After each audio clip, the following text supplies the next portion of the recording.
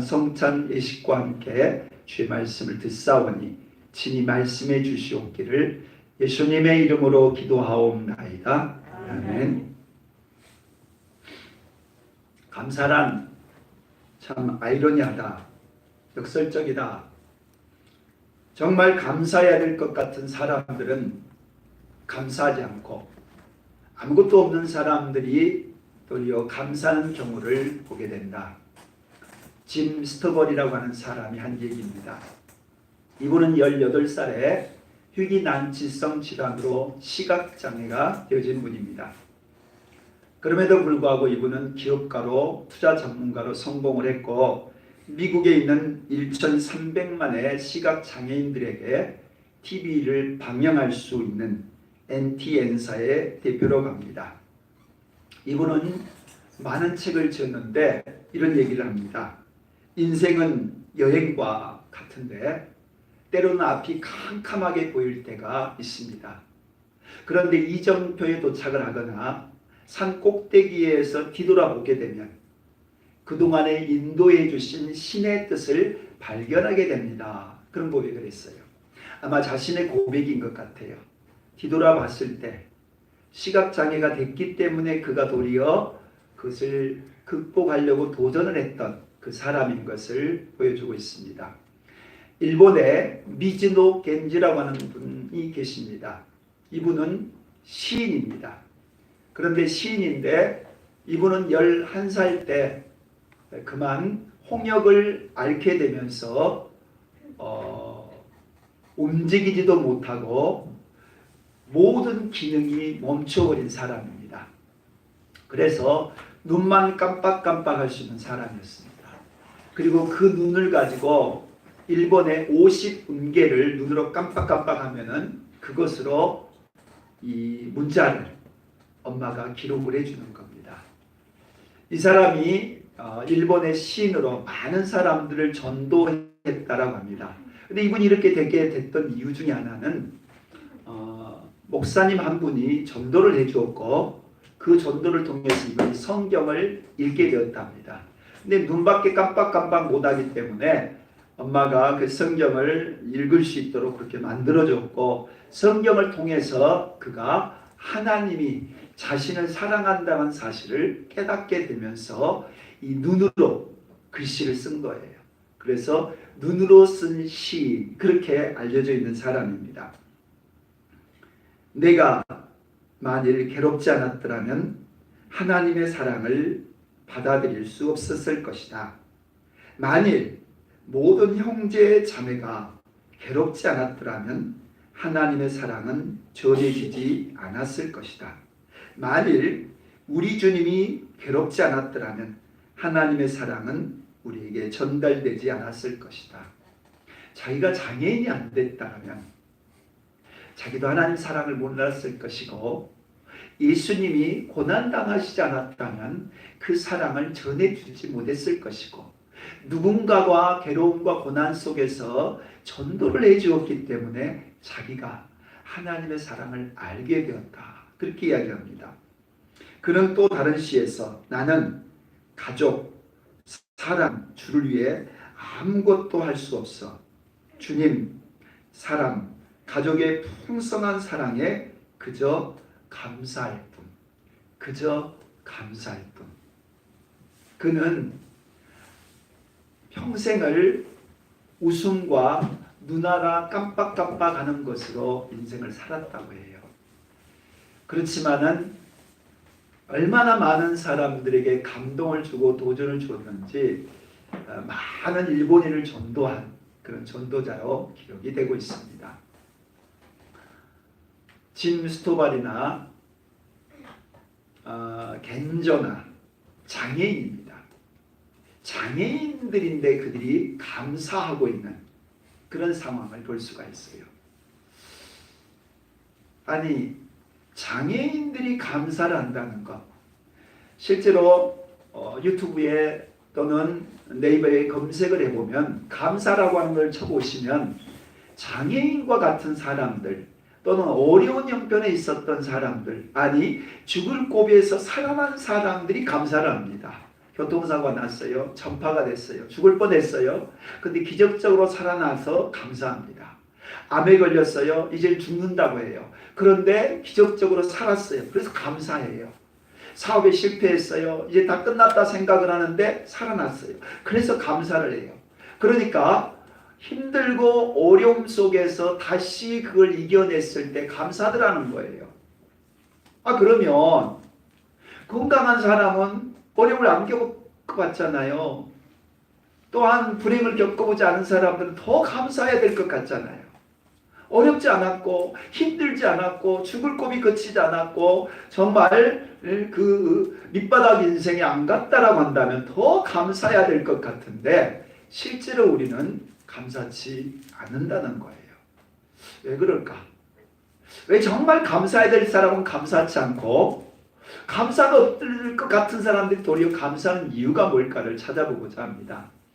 감사가 환경이나 외부적인 조건에 있지 않기 때문에 그래요.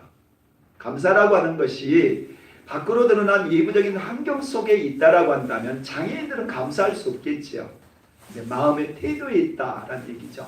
골로새서 3장 15절 말씀 같이 읽어볼까요? 그리스도의 평강이 너희 마음을 주장하게 하라. 아멘. 한 번 더. 그리스도의 평강이 너희 마음을 주장하게 하라. 아멘. 평강을 주시는 분, 이게 그리스도라는 거죠. 우리들의 마음속에 평안을 주시는 분이 그리스도예요. 그리스도가 우리의 마음에 평안을 주신다라는 얘기죠. 아멘이죠. 그리스도가 우리들 안에 평강을 준다면 당연히 평강만 주시는 게 아니라 그리스도는 우리에게 기쁨도 주시고 또한 감사도 주시고 또한 우리들에게 사랑도 행복도 주신다라는 얘기죠. 한마디로 말하면 행복과 평안과 기쁨과 감사는 마음속에 있다 이 말입니다. 그리스도가 우리의 마음을 지배할 때 우리의 마음속에 평강도 있고 감사가 있을 수 있다 이 말입니다. 다시 말하면 감사라고 하는 것은 마음의 태도 속에 있다 이 말입니다. 그럼 마음의 태도는 우리의 속에 있는 것이고 우리의 속에 있는 것이다라고 하는 것은 우리가 우리의 마음 속에 있는 것이다 라는 것으로 살펴볼 수가 있는 거예요. 그래서 감사는 환경이 아니다 태도다 라는 얘기를 합니다. 환경이라고 하는 것은 보여지는 거예요. 그래서 컵에 물이 절반이 남아있을 때 절반 남았네 감사하는 사람이 있을 수도 있고 절반밖에 남지 않았네 하고 감사하지 않은 사람도 있을 수 있어요. 왜요? 보는 관점이고 마음의 태도하고 관계 있기 때문에 그래요. 감사는 마음속에 있다는 거죠. 마음의 태도 속에 있다는 거예요. 그래서 마음이 어떻게 생각하느냐에 따라서 같은 상황 속에서 감사하는 사람이 있는가 하면은 같은 상황 속에서도 감사치 않은 사람이 있다는 겁니다. 우리의 마음이 어떻게 역할을 하느냐에 따라서 감사할 수도 있고 감사치 않기도 한다라는 거예요. 장애인이 어떻게 감사해요? 건강한 사람들이 감사하는 게 옳지. 그런데 장애인이 감사할 수 있는 것은 환경 때문이 아니라 그 마음 속에 하나님을 향한 감사의 마음이 환경까지 이겨낼 수 있더라라는 얘기입니다. 불평도 마찬가지겠죠? 감사가 마음속에 있다면 불평도 마음속에 있는 거예요. 우리가 감사를 취할지 불평을 취할지가 우리 마음속에서 나온다라는 얘기입니다. 그러면 어떤 사람이 감사할 건가라는 얘기죠. 누가 감사를 할 수 있을까? 아마 환경의 영향이 있어요. 어릴 때부터 감사하는 환경 속에 자랐고 자꾸 부모님이 이렇게 감사의 표현을 했다면 감사하기가 쉽겠죠. 그래서 외국인들은 만날 때마다 땡큐 하잖아요. 그 문화가 그러기 때문에 그래요. 환경이 그래서 감사를 하더라는 거예요. 어릴 때부터 감사의 환경 속에서 감사의 말을 듣고 축복의 말을 들으면 당연히 감사할 수 있겠죠. 하지만 이것은 믿는 사람이 이런 식의 감사만 하고 있다면 환경을 타다는 것이 되겠고 환경에서 감사의 조건이 되겠죠. 그런데 우리는 그렇지가 않습니다. 11일 날 다니엘 기도의 강사가 김희아 집사님이시지 않습니까? 여러분들에게 보시라고 보내드렸는데 본지 모르겠습니다. 삶의 힘은 감사합니다 라는 얘기를 해요. 여성들에게 이 얼굴이라고 하는 것은 어찌 보면은 살고 죽는 것보다도 더 큰 문제일 수 있어요. 이 김희아 집사는 태어날 때부터 그랬고 중간에는 암 때문에 이 살을 갖다 붙여가지고 얼굴이 저렇게 됐다고 그러잖아요. 그랬을 때 보통 사람이라고 한다면 환경 때문에 절망할 수 있는데 이 김희아 집사님은 간증 들어보시면 알지만은 감사했다고 했어요. 절망적인 상황에서 당신은 암이고 그 암 때문에 어떻게 될지 모른다 라는 그 절망적인 얘기를 들었을 때도 감사했다고 그랬어요. 그랬더니만은 상황이 반전되어서 놀랍게 이렇게까지 또 자녀들을 출산할 수 있었고 또 남편의 사랑을 입을 수 있었다라고 간증을 하잖아요. 감사란 환경이 있지 않다는 거죠. 감사하니까 환경이 바뀌어지더라는 거예요. 환경이 좋아서 감사했던 것이 아니라 감사했더니만 환경이 바뀌어졌던 것을 얘기해 주고 있습니다. 그리스도인의 감사가 세상의 감사와 다른 이유입니다. 우리 안에 예수 그리스도가 계시기에 우리는 감사할 수가 있다라는 거죠. 환경을 변화시키는 것은 우리 마음속에 있는 이 감사로부터 그게 입술로 표현되어지고 그 입술이 환경을 바꾸어져서 감사가 되더라는 거예요. 다시 말하면 환경에 감사가 있기 전에 마음속에서부터 감사가 있어야 된다라는 얘기입니다. 그리스도인은 예수 그리스도가 계시기 때문에 마음으로부터 감사할 수 있다라는 얘기죠. 두 번째는 감사는 표현되어져야 합니다. 감사라고 하는 것은 내 안에만 가지고 있으면은 감사가 감사인 줄이 몰라요. 그것을 드러내야 되고 표현되어져야 된다는 겁니다. 로마서 10장 10절 말씀 읽어볼까요? 사람이 마음으로 믿어 의에 이르고 입으로 시인하여 구원에 이르느니라. 아멘. 마음도 믿어야 되지만 입으로도 시인해야 돼요. 구원이라는 게 어떻게 된다고요? 마음으로도 믿어야 되고 입으로도 시인되어져야 돼요. 구원만 그럴까요? 감사도 그렇다는 거예요. 구원이 마음속에서부터 일어났고 그것을 입으로 시인해서 이루어진 것처럼 감사도 마음으로 감사하면 입으로도 표현되어져야 된다라는 얘기입니다. 감사가 입으로만 표현되어진 것보다 그것이 입으로뿐만 아니라 어떤 구체적인 행위를 가지고 또 마음을 쏟아서 표현되어진다면 그것은 더더욱 큰 감사로 느껴질 것입니다. 어떤 선물이든지 간에 그거 한번 딱 눌러봐. 밑에 안 되네요. 밑에 보면은 안 되는가 보다. 어떤 선물이나 사람이든지 간에 말로만 감사하는 것, 말로도 감사해야 되죠. 말로도 감사해야 되겠지만 말로만 감사하는 것보다 이 표현을 어떤 마음을 담아서 글을 쓰든지 아니면 선물을 하든지 이 표현이 되어진다면 그 감사는 배가 되어지고 진심이 느껴지죠.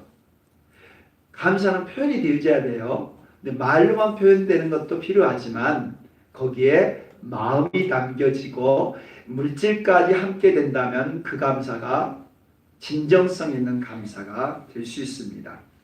감사는 모든 일을 마무리 짓는 일에 있어서 필요합니다. 신세를 졌든지 좋은 일이 있었든지 그걸 감사하면서 마무리를 짓습니다. 근데 신세를 졌어요. 또는 저분이 신세를 끼쳤어요. 근데 거기에 대해서 감사라는 마무리가 없으면 찝찝해요. 그리고 심지어는 그 사이에 원망이 틈탈 수도 있어요. 그렇기 때문에 관계를 회복할 수 있는 가장 좋은 것은 감사로 마무리를 짓는 거예요. 어떤 일이 있었든지 간에 그 일을 감사합니다. 또는 마음을 들여서 감사를 하게 되면 그것이 거기서 끝나는 것이 아니라 아름답게 마무리 지어져서 깔끔하게 정리가 되더라라는 얘기입니다. 행복한 제자학교에서 커서를 좀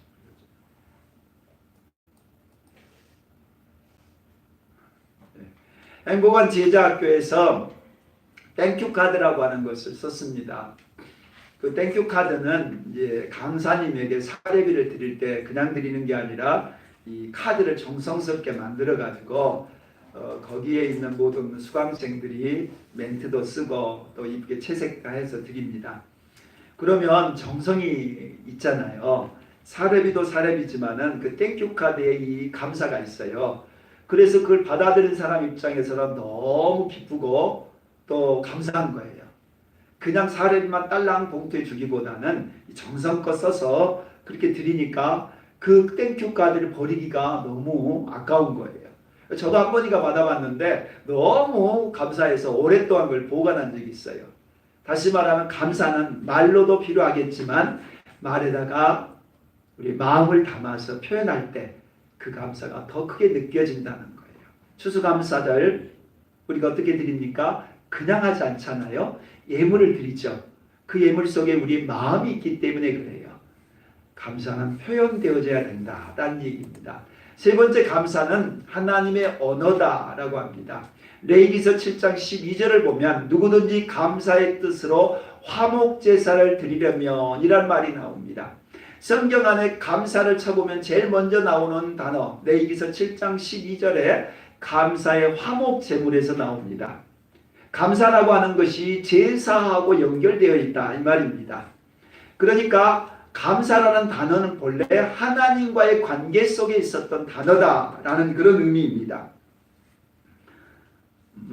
하나님의 언어 이 뜻은 하나님을 모르는 자는 진짜 감사를 모른다라는 뜻도 됩니다. 왜냐하면 하나님과 관계 속에 감사란 말이 나왔기 때문에 하나님을 아는 사람만이 진짜 감사할 수 있고 진짜 감사만이 우리의 입술로서 또 우리의 삶으로서 표현될 수 있다라는 얘기입니다. 화목제라고 하는 것은 하나님과 우리 사이에 서로 교통이 이루어진 것을 화목제라고 합니다. 그리고 그 화목제의 제물을 서로 함께 나누어 먹습니다.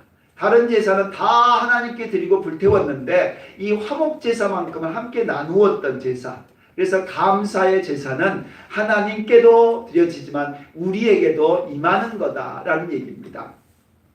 우리나라 어원에서 국립국어사전에서 찾아보니까 이 고맙다라고 하는 말은 순수한 우리말이고 감사다라는 것은 한자 말이잖아요. 일본에서 왔다고 하는데 그래서 고맙다라는 것과 감사다라는 말을 찾아보면 그 어원이 훈민정음 창제 때는 없었다라는 그런 설들이 나와요.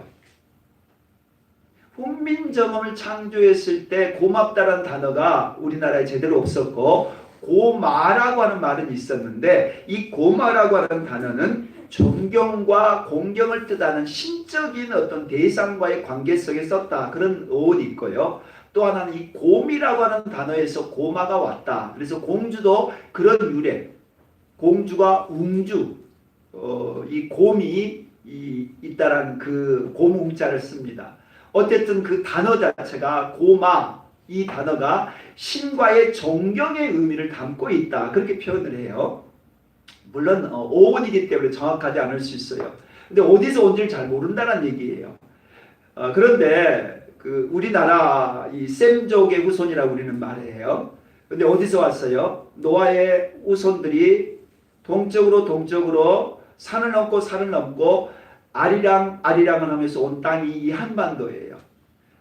그러니까 이 땅이 바로 하나님을 경외하는 사람들이 정착했던 땅이에요. 그런 점에서 존경의 의미를 담고 신적인 의미를 담고 있다라고 한다면 그것도 일리가 있겠다라는 생각을 해봅니다. 그러나 어쨌든 감사란 단어가 한자어고 고마란 단어의 어원도 찾기 어렵다는 측면에서 우리나라의 단어 속에서는 감사하다, 고맙다라는 게 전통적으로 찾기 어려웠다는 거예요. 특히 사람을 향해서 감사다, 고맙다라는 단어를 안 쓴 거예요.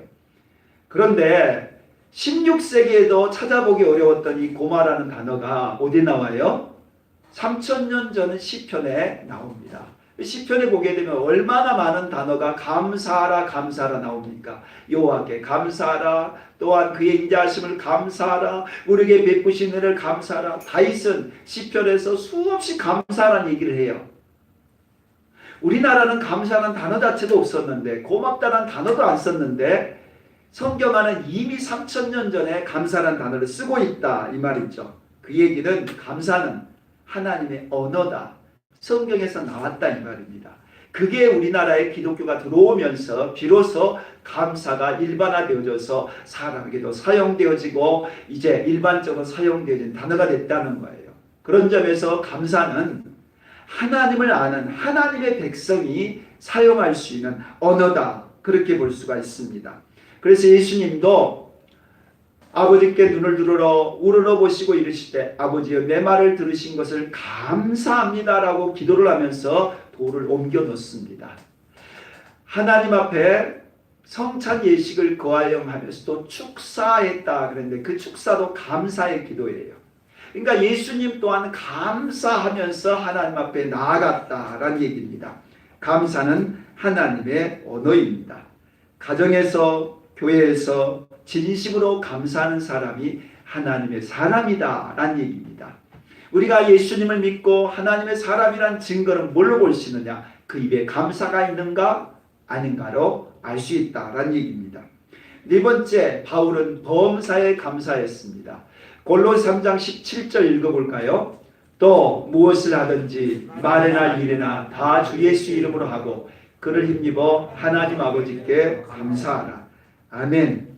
감사할 수 있는 것이 바로 예수 그리스도로 말미암아 하나님께 감사한다는 거예요. 어떻게 감사하는 거예요? 내 안에 예수님이 계시니까 감사한다는 거예요. 환경이 아니라 상황이 좋아서가 아니라 내 안에 예수 그리스도로 인해 말이나 일에나 그를 힘입어서 하나님께 감사한다라는 얘기입니다. 우리들 안에 예수 그리스도가 함께 하신다는 것은 바로 감사할 수 있는 조건이 된다는 거예요. 그래서 아무것도 없는 상태에서도 또 시련과 고난이 찾아올 때도 우리가 하나님께 감사할 수 있는 것은 바로 예수님의 이름으로 인해서 감사한다라는 얘기입니다. 우리는 이 바울의 말을 통해서 바울이 진짜 감사하고 있는가를 살펴보고자 합니다. 바울이 진짜 범사에 감사하고 있는가를 어떻게 알 수 있어요? 고난을 당한 상황 속에서 바울이 어떻게 했는가를 보면 알 수 있는 거죠. 우리는 지금 사도행전 25장까지 왔습니다. 25장 바로 앞에 24장 27절에 이런 구절이 나옵니다. 이때가 지난 후에 보르기오 베스토가 벨릭스의 소임을 이어받으니 벨릭스가 유대인의 마음을 얻고자 하여 바울을 구류하여 두니라. 바울이 예루살렘에 체포됐잖아요. 그래서 바울을 죽이려고 하니까 바울을 밤에 압송을 시켜서 가이사라의 감옥에다 구류를 두었어요. 그리고 2년 동안이나 죄 없이 정치적인 희생양이 되어서 갇혀 있다는 거예요.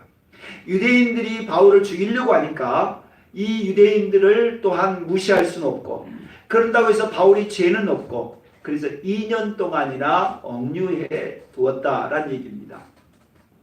이 상황에서 지금 바울이 다시 아그리빠 왕이라고 하는 분봉왕과 함께 만나서 그들에게 이 전도를 하는 그런 대목이 나옵니다. 8절 바울이 변명하여 이르되 유대인의 율법이나 성전이나 가이사에게나 내가 도무지 죄를 범하지 아니하였노라 하니 아멘. 2년 동안이나 샅샅이 먼지토리식의 수사를 했다는 거예요. 그러나 바울이 죄가 없다라는 것이 밝혀졌다는 겁니다. 하지만 정치적인 고려 때문에 바울을 석방시키지를 않았던 거예요. 물론 그 배후에는 2년 동안이나 기회만을 기다리고 있는 3절에 보게 되면 예루살렘으로 올라오게 해서 올라오는 대목에 암살을 하려고 하는 그 40명이 아직도 기다리고 있다는 대목이 나와요. 밥도 안 먹고 맹세하면서 사울을 죽이겠다고 했던 40명이 2년이 지났음에도 불구하고 여전히 아직도 바울을 죽이려고 하는 그런 상황이었던 거죠. 그러니까 하나님은 바울을 2년 동안이나 이 감옥에서 나가지 못하게 만들었다는 거예요. 그래서 다시 이 두 번째 총독인 베스토에게 벨릭스에게 또 이 신문을 당하게 되는 거예요. 그때 바울이 그렇게 말하는 거예요. 나는 사회적으로, 나는 국가적으로, 도덕적으로, 나는 율법적으로 죄 지은 게 없다라는 얘기를 합니다. 죄가 있었다면 가만 놔뒀겠어요? 죄가 없기 때문에 내가 지금 이 자리까지 왔다는 얘기입니다. 그러면서 10절 바울이 이르되 내가 가이사의 재판자리에 섰으니 마땅히 거기서 신문을 받을 것이라 하면서 상소를 하게 됩니다. 왜냐하면 지금 이 가이사라에서는 정당한 재판을 받을 수 없다 생각이 들어서 가이사 로마에 있는 황제에게 재판을 청하게 되는, 상소하게 된 사건이 벌어집니다. 그 이유는 바울이 더 이상 이곳에서는 풀려날 기미도 없다라는 걸 깨달았지만 더더욱 자기를 죽이려고 하는 사람들이 계속 있다라는 것을 알았기 때문에 로마에 갈 수 있는 방법은 결국 자기가 죄수로서 재판을 청해야만 된다라는 걸 알았다는 거죠. 그래서 바울은 드디어 이제 죄수의 몸으로 가게 된 겁니다. 그리고 26장 다음에 볼 본문입니다만은 26장 29절 같이 읽어볼까요? 바울이 이르되 말이 적으나 많으나 당신뿐만 아니라 오늘 내 말을 듣는 모든 사람도 다 이렇게 결박된 것 외에는 나와 같이 되기를 하나님께 원하노라. 아그리빠 왕에게 복음을 전도합니다. 나는 유대인의 소망 따라서 율법의 열심도 있었고 나도 율법대로 살았지만 예수 그리스도를 만난 다음에 내 인생이 변화되어서 예수님을 전한다라고 전하자 아그리빠 왕이 뭐라고 그러냐면 너 미쳤구나. 너의 지식이 너를 미쳤다라고 그렇게 이야기를 할 때 한 얘기입니다. 왕한테 총독한테 고관들에게 지도자들 앞에서 재판을 받고 있는 바울이 한 얘기입니다. 말을 많이 하나 적게 하나 중요한 건 그것이 아니고 내가 전하는 말의 진실성의 여부를 당신들이 알 수 있지 않겠냐. 그러니 내 말을 듣는 모든 사람도 결박된 것 외에는, 내가 감옥에 투옥된 것 외에는 나와 같이 되기를 원한다라는 얘기를 합니다. 무슨 뜻이겠어요? 나는 결박된 것이야 지금 어쩔 수 없이 지금 정치적인 이유 때문에, 종교적인 이유 때문에 체포가 된 것이지만 나는 이 현실에 대해서 억울해하지 않는다 이 말이죠. 나는 불평하지 않는다는 거예요. 내가 이것 때문에 감사를 잃어버리지 않았다 이 말입니다. 바울은 옥에 갇혀 있습니다. 2년 동안이나 있었습니다. 앞날에 어떻게 될지도 모릅니다. 그럼에도 불구하고 그가 감사하고 있다는 거예요. 그리고 자기만 감사한 게 아니라 다른 사람들에게도 그것을 전하고 있다는 겁니다. 나처럼 내가 감옥에 갇힌 것 말고는 나와 같이 감사하며 살라라는 얘기를 하고 있다는 거예요. 바울이 골로새 교회에게 범사에 감사하고 항상 감사하고 얘기를 할 수 있었던 것은 바울 자신이 감사의 삶을 살았기 때문이라는 거죠. 범사에 감사했던 바울인 것입니다. 말씀을 정리합니다. 감사하라고 했습니다. 이건 그리스도인의 징표입니다. 진짜 이 사람이 예수 믿는가 안 믿는가를 뭘로 보면 알아요? 감사가 있느냐 없느냐로 보면 안다는 거예요. 예수님을 믿는 자는 그 마음속에 감사가 있고 그 마음에 감사가 있기 때문에 환경을 초월할 수 있다라는 얘기입니다. 우리는 마음에서부터 감사를 시작을 해요. 그럼 우리 입술이 감사할 수 있게 되고 입술이 감사하면 또 마음이 따라와요. 마음과 입술이 감사하게 되면 이제는 환경이 변화되더라는 거예요.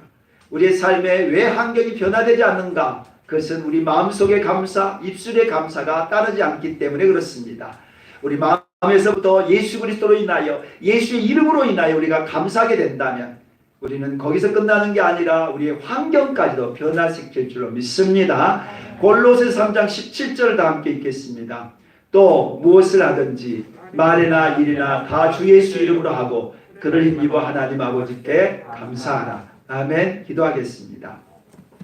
말에나 일에나 예수의 이름으로 하고 예수님으로 인하여 하나님께 감사하라. 우리가 범사에 감사하는 자 되게 하시고 특별히 힘들고 어려운 환경 속에 감사하는 이 마음 잃지 않게 하실 때